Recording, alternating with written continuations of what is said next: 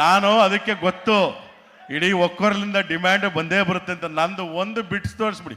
ನಾನು 20 ವರ್ಷ ಮಾಡಿದ್ದೀನಿ ವಿಡಿಯೋಲ್ಲಿ, ಒಂದರಲ್ಲಾರು ಡಿ ಕೆ ಶಿವಕುಮಾರ್ ಸಾಹೇಬ್ರದ್ದು ಮಿಮಿಕ್ರಿ ಮಾಡಿದ್ರೆ ತೋರಿಸ್ಬಿಡಿ.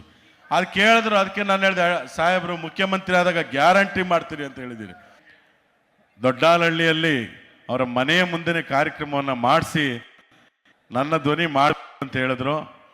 ನಾನು ಏನೇ ಟ್ರೈ ಮಾಡಿದ್ರು ಸಾಹೇಬ್ರ ಧ್ವನಿ ಬರ್ತಾನೆ ಇಲ್ಲ ನನಗೆ. ನೀವೆಲ್ಲ ಟಿ ವಿಲಿ ನೋಡಿರ್ಬೋದು, ಎಲ್ಲರ ಧ್ವನಿ ಒಂದಷ್ಟು ಮಾಡ್ತೇನೆ, ಸಾಹೇಬ್ರ ಧ್ವನಿ ಬರ್ತಾ ಇಲ್ಲ. ಯಾವಾಗ ಮಾಡ್ತೀಯಪ್ಪ ಅಂದರು, ನಮ್ಮ ಮೋಸ್ಟ್ಲಿ ಮುಖ್ಯಮಂತ್ರಿ ಆದಾಗ ನೀವು ನನಗೆ ಬರ್ಬೋದೇನೋ ಅಂತ ಹೇಳ್ಬಿಟ್ಟು.